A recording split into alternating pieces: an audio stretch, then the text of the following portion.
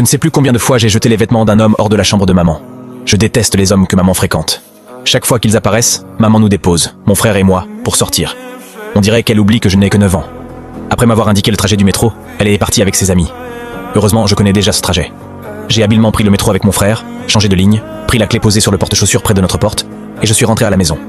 J'ai fait couler l'eau chaude et laissé mon frère se doucher en premier. Je devais préparer le dîner pour nous.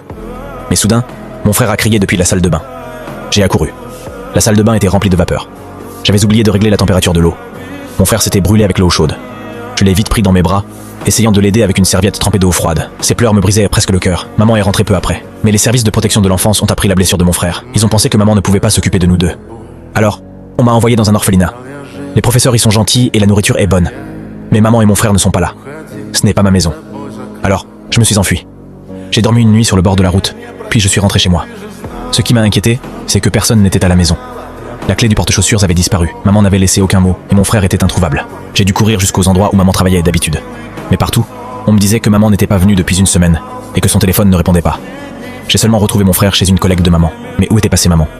Nous étions sans abri, alors nous avons dormi dans une vieille voiture abîmée. Mais au petit matin, le propriétaire de la voiture nous a trouvés. Effrayé, j'ai vite pris mon frère et je suis parti. Je me suis souvenu que maman avait un ancien petit ami qui vivait tout près. Peut-être qu'il pourrait nous aider à la retrouver. L'homme était gentil, il nous a aidés à passer des appels, et a même préparé à manger pour nous. J'ai travaillé dur à faire le ménage, espérant qu'il nous laisserait rester jusqu'à ce que maman revienne. Le téléphone de maman restait injoignable du matin au soir. Alors l'homme a décidé de nous emmener pour la chercher. Mais j'ai remarqué que la voiture se dirigeait vers l'orphelinat. En colère, je lui ai dit d'arrêter et je suis descendu avec mon frère. L'homme a dit que maman ne voulait plus de nous. Il mentait. Même si je n'en étais pas sûr, j'ai quand même pris la main de mon frère et je suis rentré à pied. Quand il était fatigué, je le portais sur mon dos. Arrivé au pied de notre immeuble, j'ai levé les yeux pleins d'espoir. Les lumières de la maison étaient allumées. Excité, j'ai réveillé mon frère et nous avons couru vers la porte. Elle s'est ouverte. Maman était rentrée, elle ne nous avait pas abandonnés. Je l'ai serré très fort dans mes bras. Maman a dit qu'elle avait trouvé un nouveau petit ami. Elle m'a même montré sa bague en diamant.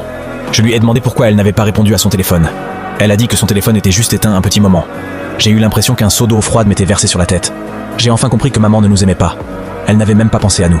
Le lendemain, j'ai silencieusement préparé nos sacs et réveillé mon frère. Nous avons une mère, mais nous vivons comme des orphelins. Peut-être que l'orphelinat est le seul endroit où nous appartenons vraiment.